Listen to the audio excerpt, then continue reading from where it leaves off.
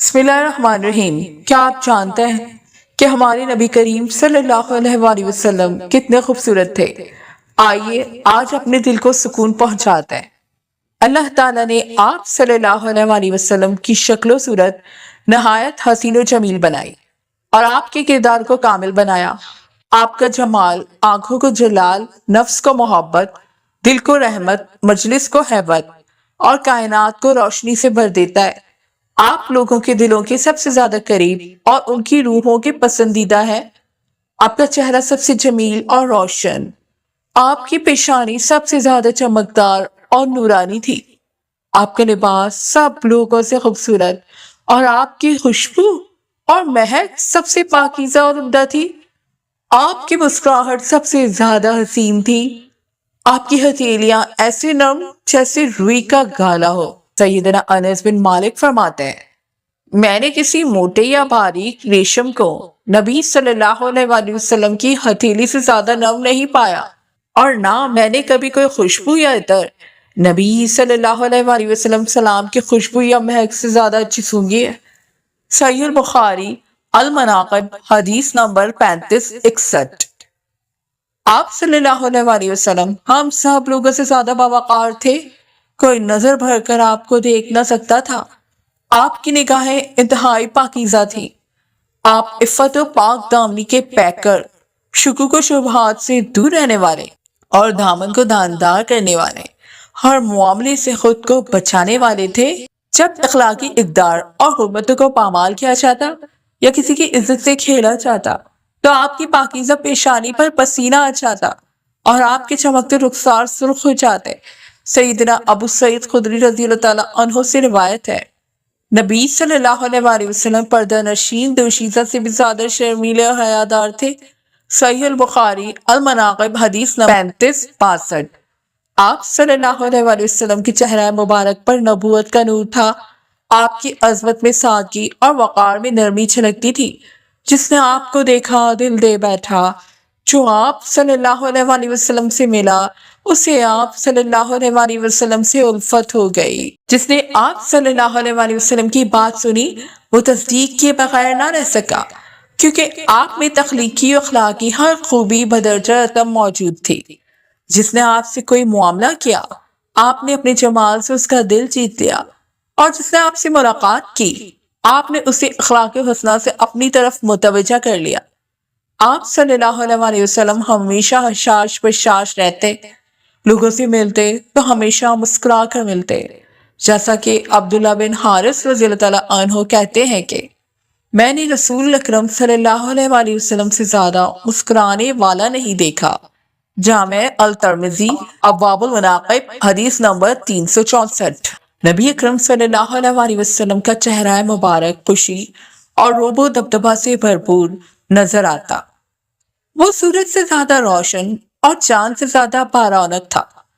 نور، رونق، روشنی، سکون، جمال اور پاکیزگی آپ میں ایک ساتھ موجود تھی۔ سیدنا جابر بن سمرہ رضی اللہ تعالیٰ عنہ سے ایک آدمی نے کہا، کیا رسول اکرم صلی اللہ علیہ وآلہ وسلم کا چہرہ مبارک تلوار کی طرح یعنی لمبا تھا؟ سیدنا جابر نے کہا، نہیں، بلکہ سورج اور چاند کی طرح تھا اور گول تھا۔ صحیح مسلم الفضائل حدیث نمبر 2344۔ سیدنا کعب بن مالک رضی اللہ تعالیٰ عنہ سے روایت ہے کہ نبی کریم صلی اللہ علیہ وآلہ وسلم جب بھی کسی بات پر خوش ہوتے تو چہرہ مبارک چمک اٹھتا، ایسا معلوم ہوتا جیسے چاند کا ٹکڑا ہو۔ صحیح البخاری المناقب حدیث نمبر 3556۔ آپ صلی اللہ علیہ وآلہ وسلم کے حلیے اور شکل و صورت کے بارے میں سب سے خوبصورت قول سیدنا علی بن ابی طالب رضی اللہ تعالیٰ عنہ کا ہے۔ وہ فرماتے ہیں کہ نبی اکرم صلی اللہ علیہ وآلہ وسلم کا قد نہ تو زیادہ لمبا تھا اور نہ ہی بالکل پست، بلکہ عام لوگوں کی طرح آپ کا قد درمیانہ تھا۔ آپ کے بال مبارک بہت زیادہ پیچ دار نہیں تھے اور نہ بالکل سیدھے تھے، بلکہ تھوڑے سے گھنگریالے تھے۔ آپ صلی اللہ علیہ وآلہ وسلم بھاری بھرکم جسم والے نہ تھے۔ آپ کا چہرہ بالکل گول نہ تھا، بلکہ تھوڑی سی گولائی تھی۔ آپ کا رنگ سفید سرخی مائل تھا، آنکھیں سیاہ اور پلکیں لمبی تھی، جوڑوں کی ہڈیاں موٹی اور مضبوط اور گوشت سے پر تھی۔ جسم پر ضرورت سے زیادہ بال نہ تھے، سینے سے لے کر ناف تک بالوں کی باریک لکیر تھی۔ ہاتھ اور پاؤں موٹے اور گوشت سے بھرے ہوئے تھے۔ جب آپ چلتے تو پوری قوت کے ساتھ چلتے، گویا کہ نشیب کی طرف اتر رہے ہوں۔ جب آپ صلی اللہ علیہ وسلم کسی کی طرف متوجہ ہوتے تو اس کی طرف پورے دھیان کے ساتھ متوجہ ہوتے۔ آپ کے کندھوں کے درمیان مہر نبوت تھی، کیونکہ آپ خاتم الانبیاء تھے۔ آپ تمام لوگوں سے زیادہ کشادہ دل اور تمام لوگوں سے زیادہ سچے تھے۔ آپ سب سے زیادہ نرم خو تھے، تمام لوگوں سے زیادہ ملنسار تھے۔ جو آپ کو اچانک دیکھتا مرغوب ہو جاتا، اور جو پہچانتے ہوئے ملتا وہ آپ کا گرویدہ ہو جاتا۔ الغرض، آپ کا حلیہ بیان کرنے والا یہی کہہ سکتا ہے کہ میں نے رسول اللہ کا جیسا حسین و جمیل نہ پہلے دیکھا اور نہ ہی آپ صلی اللہ علیہ وسلم کے بعد کوئی آپ سا دکھائی دیتا۔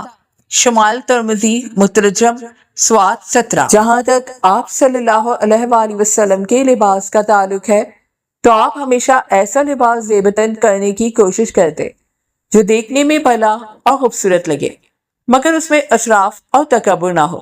لباس میں تکلف سے کام نہ لیتے کہ وہ آپ کی استطاعت سے بڑھ کر مہنگا اور پرتعیش ہو۔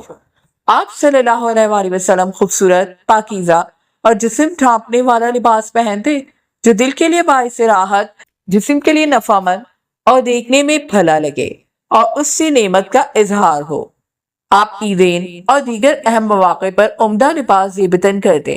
جس نے بھی آپ صلی اللہ علیہ وآلہ وسلم کو دیکھا خوش ہوا اور اسے دلی سکون ملا۔ سیدنا حسان بن ثابت رضی اللہ تعالیٰ عنہ نے آپ کا تعارف یوں کروایا ہے: آپ صلی اللہ علیہ وآلہ وسلم سے زیادہ خوبصورت میری آنکھوں نے بھی نہیں دیکھا، اور آپ سے زیادہ خوبصورت بچہ کبھی کسی عورت نے نہیں چنا۔ آپ صلی اللہ علیہ وآلہ وسلم ہر عیب سے پاک پیدا کیے گئے، گویا کہ آپ کو اس طرح پیدا کیا گیا جیسا آپ نے چاہا۔ اللہ تعالیٰ نے آپ صلی اللہ علیہ وآلہ وسلم کو نہایت حسین و جمیل بنایا۔ آپ کی روح طاہر و پاکیزہ تھی، آپ کا دل سلامتی و اطمینان والا تھا، اور سینہ کشادہ اور اللہ کے ذکر سے آباد تھا۔ اللہ نے آپ کا سینہ کھول دیا اور غیظ و غضب، حسد، کینہ اور بغض آپ سے دور کر دیا، تو آپ سب انسانوں سے بڑھ کر رحم دل، نیکوکار اور معزز بن گئے۔ اپنا پرایا اور شہری و دیہاتی ہر ایک آپ صلی اللہ علیہ وآلہ وسلم کی سخاوت اور حلم و بردباری سے مستفید ہوا۔ آپ صلی اللہ علیہ وآلہ وسلم سب سے زیادہ پاکیزہ دل، صاف ذہن اور مثبت سوچ کے مالک تھے، اور آپ کو ایسا ہونا بھی چاہیے تھا، کیونکہ آپ تو پوری دنیا کی قیادت اور انسانیت کی اصلاح کے لیے تشریف لائے۔ نبی صلی اللہ علیہ وآلہ وسلم کی خوشبو نہایت پاکیزہ و عمدہ تھی۔ آپ کا پسینہ موتیوں کی طرح چمکدار اور آپ کی سانس کستوری کی طرح معطر تھی۔ جب آپ کسی راستے سے گزر جاتے تو اپنی خوشبو اور معطر فضا کی وجہ سے پہچانے جاتے۔ نبی اکرم صلی اللہ علیہ وآلہ وسلم جب مدینہ میں کسی راستے سے گزر جاتے تو وہاں کستوری کی خوشبو آتی۔ لوگ کہتے، آج اس راستے سے رسول اکرم صلی اللہ علیہ وآلہ وسلم گزرے ہیں۔ مسند حدیث نمبر 7118۔ نبی صلی اللہ علیہ وآلہ وسلم جس کا ہاتھ چھو لیتے اس کے ہاتھ میں دیر تک کستوری کی خوشبو رہتی، جیسا کہ سیدنا وائل بن حجر رضی اللہ تعالیٰ عنہ سے مروی ہے کہ میں نبی اکرم صلی اللہ علیہ وآلہ وسلم سے مصافحہ کرتا یا میری جلد آپ کی جلد سے مس کرتی تو 3 دن بعد بھی میرے ہاتھوں میں پسینہ آتا اور ان سے کستوری سے زیادہ عمدہ خوشبو آ رہی ہوتی۔ حدیث نمبر 16830۔ جب آپ صلی اللہ علیہ وآلہ وسلم کا پسینہ جس میں عطر سے ٹپکتا تو موتیوں کی طرح سفید، شفاف اور کستوری سے زیادہ خوشبودار ہوتا۔ صحیح مسلم وغیرہ کی روایت کے مطابق سیدہ ام سلیم رضی اللہ تعالیٰ عنہ اسے ایک شیشی میں جمع کر لیتی اور اپنی خوشبو میں شامل کر لیتی۔ آپ صلی اللہ علیہ وآلہ وسلم کا پسینہ مبارک اور پاکیزہ تھا، جس سے روح اور نفس کو فرحت و سرور ملتا تھا۔ سیدنا انس رضی اللہ تعالیٰ عنہ سے روایت ہے کہ میں نے رسول اکرم صلی اللہ علیہ وآلہ وسلم کی خوشبو سے زیادہ بہتر اور پاکیزہ کوئی خوشبو یا عطر نہیں سونگا۔ صحیح البخاری المناقب حدیث نمبر 3561۔ سیدنا جابر بن سمرہ رضی اللہ تعالیٰ عنہ سے مروی ہے کہ میں نے رسول اللہ صلی اللہ علیہ وآلہ وسلم کے ساتھ پہلی ظہر کی نماز پڑھی، پھر آپ اپنے گھر والوں کی طرف تشریف لے گئے، میں بھی آپ کے ساتھ نکلا۔ آپ صلی اللہ علیہ وآلہ وسلم کے سامنے کچھ بچے آئے، آپ نے ایک ایک کر کے ان میں سے ہر کسی کے رخساروں پر ہاتھ پھیرا اور میرے رخساروں پر بھی ہاتھ پھیرا۔ سیدنا جابر رضی اللہ تعالیٰ عنہ کہتے ہیں میں نے آپ صلی اللہ علیہ وآلہ وسلم کے اس اقدس کی ٹھنڈ اور خوشبو کو اس طرح محسوس کیا ہے جیسے آپ صلی اللہ علیہ وآلہ وسلم نے ابھی عطار کے ڈبے سے ہاتھ باہر نکالا ہو۔ صحیح مسلم الفضائل حدیث نمبر 2329۔ خوشبو سے نبی اکرم صلی اللہ علیہ وآلہ وسلم کی لگاؤ اور محبت کا اندازہ اس بات سے لگایا جا سکتا ہے کہ جب آپ کو خوشبو کا ہدیہ دیا جاتا تو آپ اسے رد نہ کرتے تھے۔ سیدنا انس رضی اللہ تعالیٰ عنہ سے روایت ہے کہ نبی اکرم صلی اللہ علیہ وآلہ وسلم خوشبو رد نہیں کرتے تھے۔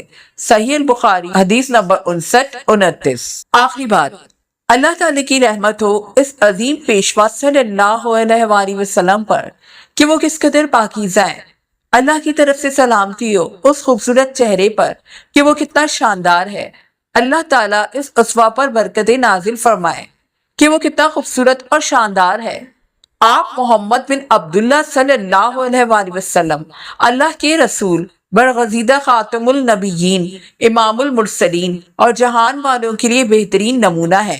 اگرچہ ہم دنیا میں آپ کے روشن چہرے کے دیدار کا شرف حاصل نہیں کر سکتے، آپ کی آواز مبارک نہیں سن سکے، آپ کے ہاتھ چھونے کا اعزاز نہیں پایا، مگر ہم اللہ تعالیٰ کو گواہ بنا کر کہتے ہیں کہ ہمیں آپ صلی اللہ علیہ وآلہ وسلم سے محبت ہے اور اللہ سبحانہ سے دعا گو ہیں کہ وہ جنت میں ہمیں آپ کا پڑوس اور قرب نصیب کرے۔